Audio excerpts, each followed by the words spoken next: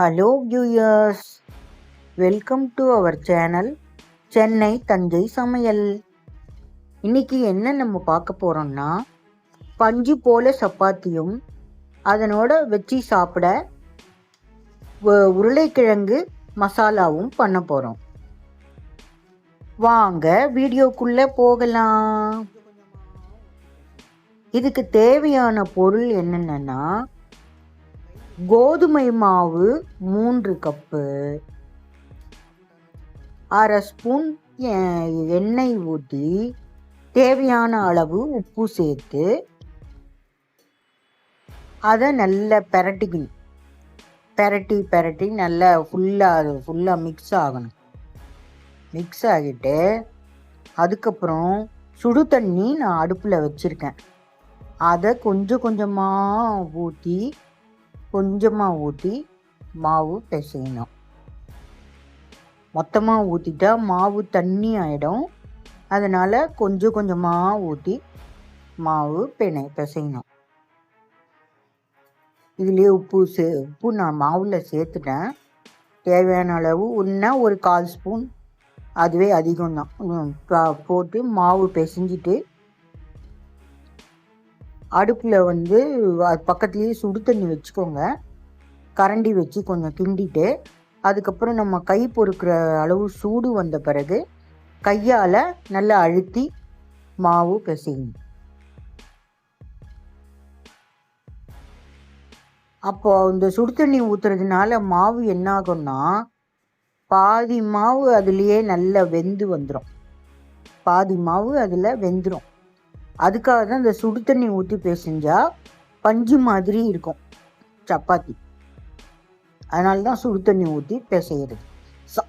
சாப்பிட்றதுக்கும் ஈஸியாக இருக்கும்.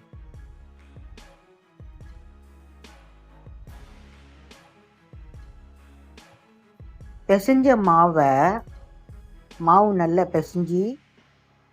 பிசைஞ்ச மாவை கொஞ்சம் எண்ணெய் ஊற்றி ஒரு 10 நிமிஷம் நல்லா ரெஸ்ட்டு கொடுக்கணும். அதுக்கு ஒரு 10 நிமிஷம் ரெஸ்ட்டு கொடுத்து அதை வைக்கணும். 10 நிமிஷம் ரெஸ்ட்டு.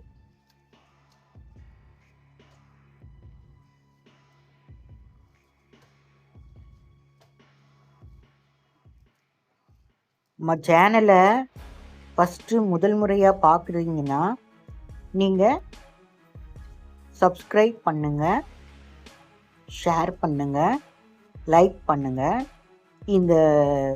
இந்த சப்பாத்தியை நீங்கள் செஞ்சு சாப்பிட்டு பார்த்தீங்கன்னா இதோட டேஸ்ட் எப்படி இருக்கும் அப்படின்னு நீங்கள் பார்க்கலாம்.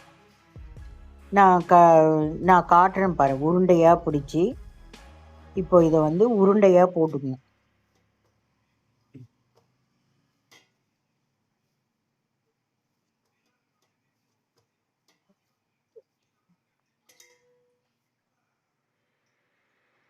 உருண்டையாக போட்டு மாவை ஒரு 10 நிமிஷம் கழித்து இப்போ எடுத்துட்டேன். எடுத்து இதை உருண்டையாக போட்டுக்கணும். உருண்டை போட்டுட்டு இந்த இதில் எனக்கு இந்த மாவில், இந்த 3 கப்பு மாவில் 17 சப்பாத்தி எனக்கு வந்தது. இந்த 3 கப்புங்கிறது, ஒரு கப்புங்கிறது 250 மில்லி கப்பு. 250 milli cup. அதில் 3 கப்புன்னா 2.5 கப்பு, 2.75 கப்பு, மொத்தம் 700 மில்லி இருக்கும். இந்த உருண்டைகளை பிடிச்சிட்டு அடுத்தது போட போகிறேன்.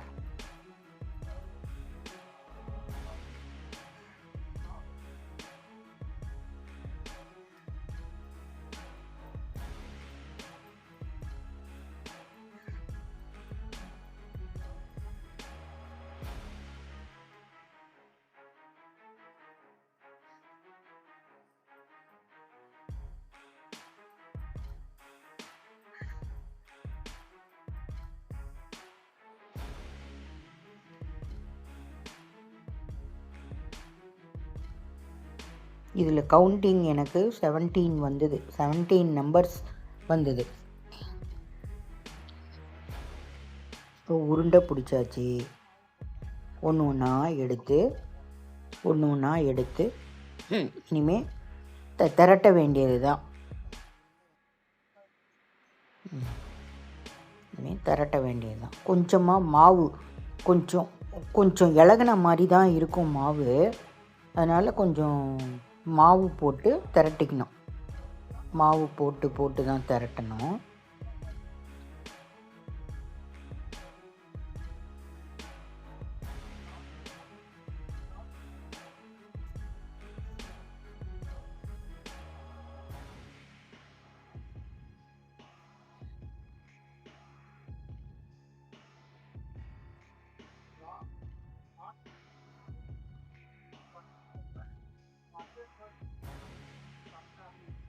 ஓரமெல்லாம் திரட்டிக்கணும். சென்டரில்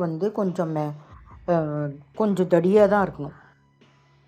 ஓரமாக மட்டும் நம்ம நல்லா திரட்டணும்.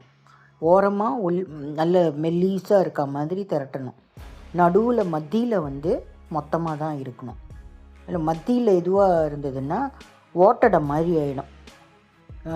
அதான் கல் மாதிரி ஆகிடும். அதுக்காக மத்தியில் கொஞ்சம் கனமாக இருக்கிற மாதிரியும் ஓரத்தில் மெல்லீஸாக வர மாதிரியும் நம்ம போட்டுக்கணும்.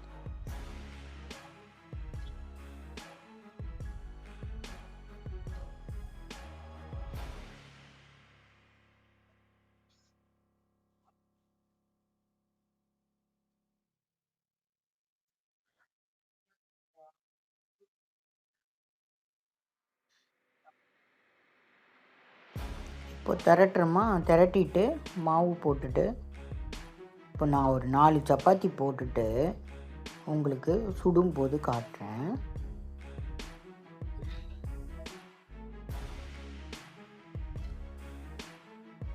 சுடும்போது உங்களுக்கு காட்டுறேன் நான் சப்பாத்தி போட்டு.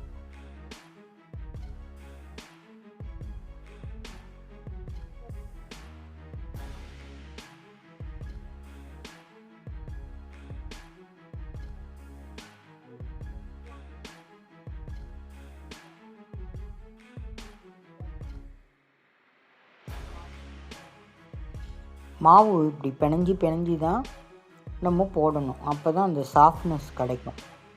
மாவு நல்லா பிணைஞ்சி போடணும். இப்போ தான் சாஃப்டாக இருக்கும் சப்பாத்தி சாஃப்டாக இருந்ததுன்னா நம்ம சாப்பிட்றதுக்கு ஈஸியாக இருக்கும். வயசானவங்க கூட ஈஸியாக சாப்பிட முடியும்.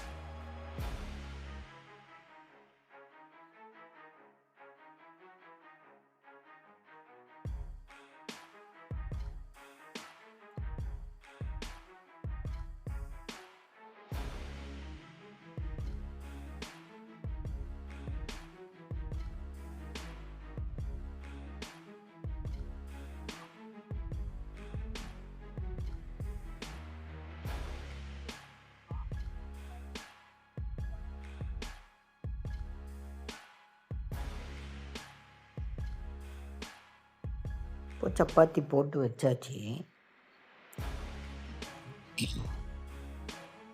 சப்பாத்தி போட்டுட்டு இப்போ நம்ம அதாவது தோசை சுடுற தவா வைக்கக்கூடாது. சப்பாத்திக்குன்னு நான் தனி தவா வச்சுருக்கேன். அந்த தவா எடுத்து வச்சுக்கிட்டேன். இரும்பு தவா வச்சுருக்கேன். அதை எடுத்து ஸ்டவ் பற்ற வச்சுட்டேன். சப்பாத்தி போட்டாச்சு. தோசை தவா வைக்கக்கூடாது. இரும்பு தவா வச்சுருக்கேன். சப்பாத்தி சுடுறதுக்குன்னே வச்சுருக்கேன். அந்த தவா எடுத்து வச்சிட்டேன். ஓகேவா ஃப்ரெண்ட்ஸ்? இந்த சப்பாத்தி உங்களுக்கு செஞ்சு பார்த்துட்டு நல்லா இருந்தது, பிடிச்சிருந்ததுன்னா கமெண்ட் பண்ணி, ஷேர் பண்ணி, லைக் பண்ணுங்கள் ஃப்ரெண்ட்ஸ்.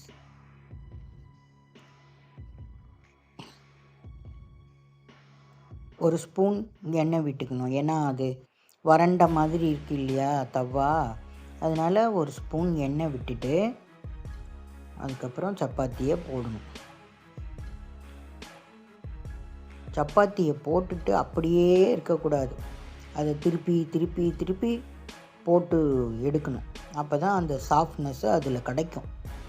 அப்படியே போட்டிங்கன்னா ராட்டி மாதிரி ஆகிடும்.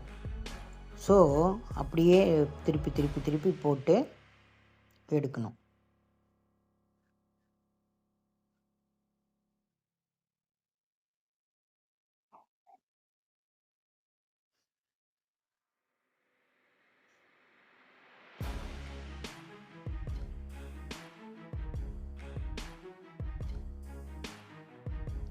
இதை போட்டுட்டு நான் உங்களுக்கு திருப்பி காட்டுறேன் பாருங்கள்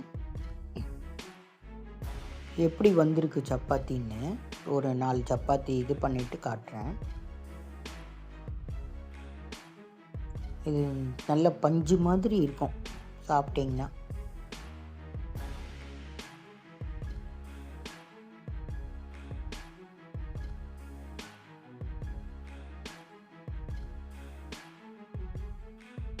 திருப்பி திருப்பி போட்டால் தான் இது வந்து உங்களுக்கு இதுவாக நல்லாயிருக்கும். இல்லைன்னா நடுவில் இருந்து அப்படியே இந்த தீ வந்து அந்த சப்பாத்தி ஒரு மாதிரி கருக்குன மாதிரி எடுக்கக்கூடாது. நல்ல ப்ரௌனிஷாக இருக்கணும். சப்பாத்தி வந்து ப்ரௌன் கலரில் வரணும், ப்ரௌனாக இருக்கணும். அப்படியே மேலே பொங்கியும் வரும், பபுள்ஸ் கூட வரும்.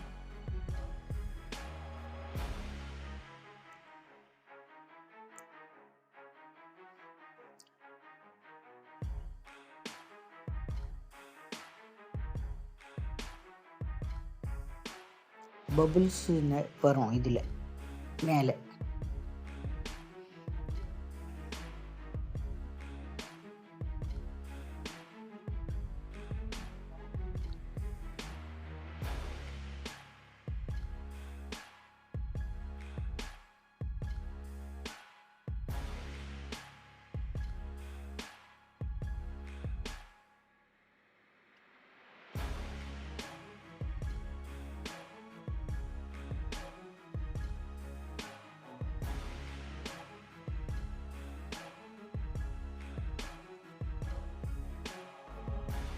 உங்களுக்கு காட்டுறதுக்காக தான், நீங்கள் பார்ப்பீங்கன்றதுக்காக தான் நான் சொல்லி காட்டிகிட்ருக்கேன். ஒரு 4-5 சப்பாத்தி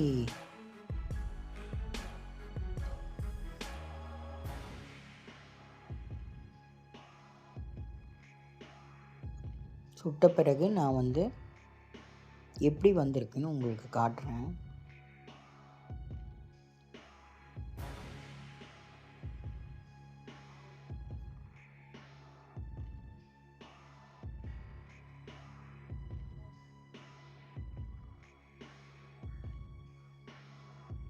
இந்த மாதிரி தோசை திருப்பி வச்சுக்கணும்.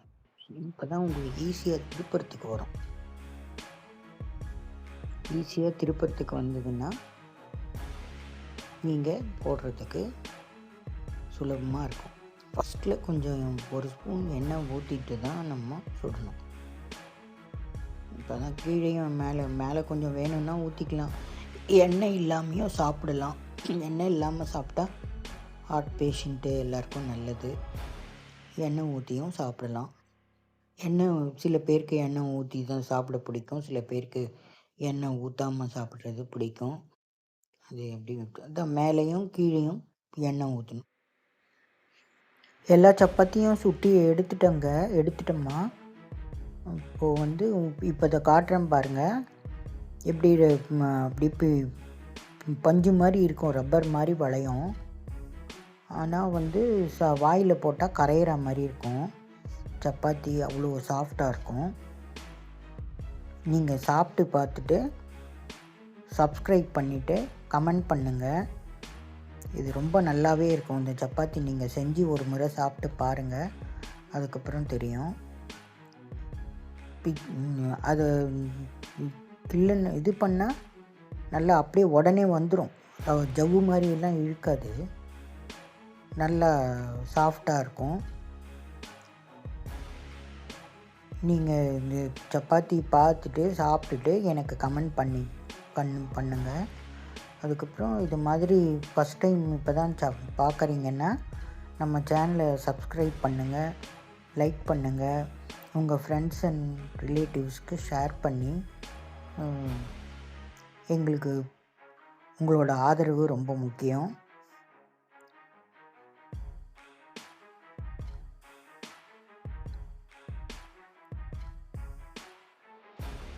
எப்படி சாஃப்டாக வருது பாருங்கள், எவ்வளோ சாஃப்டாக வருது பாருங்கள். இந்த சாஃப்ட்னஸ் தான் வேணும். வயசானவங்க கூட சாப்பிடலாம் இது மாதிரி இருந்தால். இதுக்கு நல்ல தொட்டுக்க வச்சுட்டு நல்ல ஏஜ்டு பீப்புள் எல்லாம் சாப்பிட்ற மாதிரி தான் இந்த சப்பாத்தி இருக்கும். கஷ்டப்படாமல் சாப்பிட்லாம். நான் மெலிசாக தான் போட்டிருக்கேன் சப்பாத்தி, திக்னஸ் கூட கம்மியாக தான் போட்டிருக்கேன். லைக் பண்ணுங்கள், ஷேர் பண்ணுங்கள், கமெண்ட் பண்ணுங்கள். அடுத்த வீடியோவில் நம்ம பார்க்கலாமா?